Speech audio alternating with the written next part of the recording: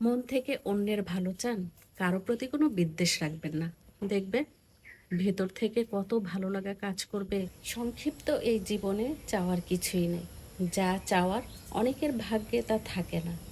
তবে বর্তমান যুগে নিজেকে মানসিকভাবে সুস্থ রাখতে একমাত্র উপায় হলো গ্রাম।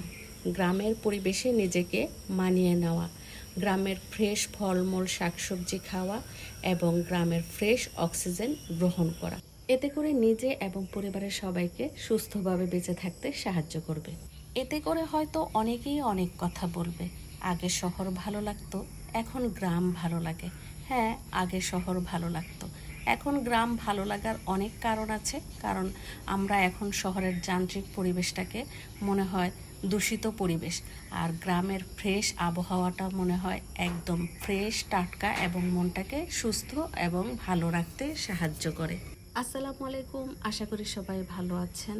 আলহামদুলিল্লাহ, আমিও আপনাদের দোয়ায় ভালো আছি। গ্রাম আর শহরের কথা নিয়ে অনেকেই অনেক কথা বলতে পারে। শহরের মানুষ নিজের ঘরে থাকে, কারো কথা কোনো কান দেয় না বা কারো সাথে মিশে না, কোনো কথা হয় না। কিন্তু গ্রামে একজন আরেকজনের বাড়িতে যাওয়া আসা, কুটকাচারি করা এগুলো বলে থাকেন। কিন্তু আমার কথা হচ্ছে, আমি যদি কারো কাছে না যেয়ে বা কুটকাচারি না করে ভালো থাকতে পারি, তাহলে তো আমি সব জায়গায় ভালো থাকতে পারবো, তাই না? এখানে গ্রাম আর শহর বলে কোনো কথা না। অনেকেই অনেক কথা বলতে পারে, তবে চোখে মুখে আর কানে তালা লাগিয়ে দেওয়া সব কিছু যেমন দেখতে নেই, তেমন সব কথার উত্তর দিতে নেই।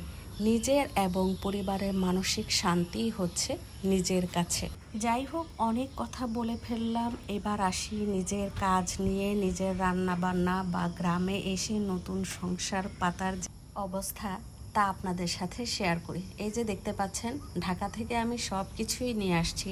গ্রামে এসে তো আর হঠাৎ করে লাকড়ির চুলায় রান্না করাটা সম্ভব হচ্ছে না, তাই আমি আমার রাইস কুকার, এয়ার ফ্রায়ার এবং ইন্ডাকশন সব কিছুই নিয়ে আসছি। আমি যেহেতু চুলা জ্বালাতে পারি না, মানে আমাকে আমার শাশুড়ি যদি চুলা জ্বালিয়ে দেয়, তাহলে আমার লাকড়ির চুলায় রান্না করতে কোনো অসুবিধা হয় না। কিন্তু চুলা জ্বালানোটা না অনেক কষ্টের। এই যে অগোছানো সংসারটা দেখতে পাচ্ছেন, এগুলি সব নিজে হাতে গুছিয়ে পরিষ্কার করে ঘর দুয়ার মুছে উঠান ঝাড়ু দিয়ে আমাকেই পরিপাটি করতে হবে। ঢাকায় যেমন হেল্পিং হ্যান্ড আছে, এখানে কিন্তু আমি একাই আমার কাজগুলো সুন্দরভাবে করে থাকি এবং আমি যে কাজগুলো করি একদম সুন্দর পরিষ্কার পরিচ্ছন্নভাবে করে থাকি। আর এই যে দুপুরের রান্না ছিল ডিম দিয়ে আলু দিয়ে হালকা একটু ঝোল, মাখা মাখা ঝোল। আর যাই হোক, এই ছিল আমার ছোট্ট একটি ব্লগ। নেক্সট ব্লগ দেখার আমন্ত্রণ জানিয়ে আপনাদের সবার সুস্বাস্থ্য ও মঙ্গল কামনা করে আজকের মতো বিদায় নিচ্ছি। সবাই ভালো থাকবেন, সুস্থ থাকবেন। আল্লাহ।